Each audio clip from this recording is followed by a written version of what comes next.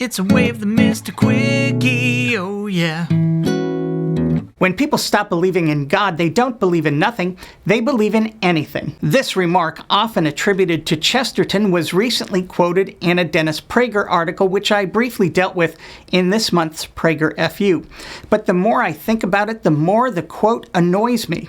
And not because it's in any way insightful. On the contrary, the premise of the comment is that everyone has to believe in something, anything.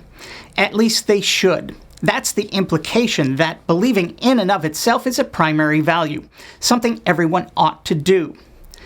Where does this idea come from? And why would anyone tell another person that they have to, or at least should, believe in anything for which there is insufficient evidence?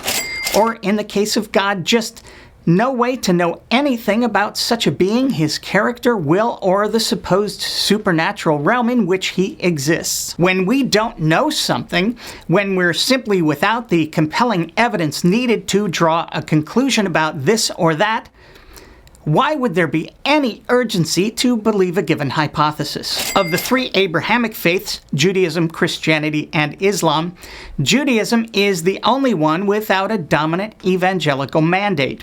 Jews don't want to convert the world to Judaism.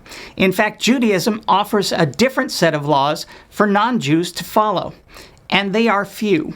Just 7, as opposed to the 613 laws to which Jews are bound. And I don't think it's coincidental that Judaism is the one religion among the three that is virtually silent when it comes to the afterlife. That's the connection. Judaism is a works-based religion.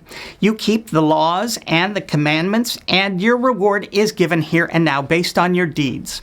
At least that's the way it was supposed to work initially, before people figured out that there was no good shepherd escorting us through the peaks and valleys of life. Any fool can see that the good are not rewarded and the evil are not punished. Christianity and Islam provide the solution.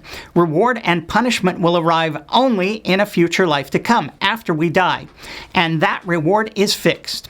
When the game ends, wherever you are on the game board at that moment is final and forever. The final component was to dissociate our destination in that next life from our actions here, making our eternal state dependent either entirely or largely on a belief. For evangelical Christians, it's a question of what one believes about Jesus. For Islam in general and various branches of Christianity, including Catholicism, it's a combination of good deeds and belief, but belief is primary. Though Pope Francis recently yielded on this one, suggesting atheists can make it to heaven. #minor victory.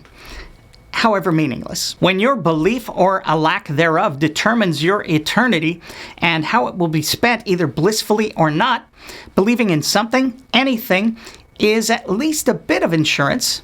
That's the essence of Pascal's wager. Even if you believe the wrong thing, at least it shows God your heart was in the right place, right? As if a God who cares only about your beliefs will be swayed by your good heart when your good deeds mean nothing. For people like me who leave gods and afterlives to those naive enough to think that we can reliably know about such things, there is no urgency to believe something or anything. Without the sword of Damocles hanging over us in the form of eternal punishment, we can dispassionately take our time, examine the evidence, and believe only what the evidence demands, knowing that we're free to change our minds should additional evidence suggest another path. For people like me, believing in something or anything is simply insufficient.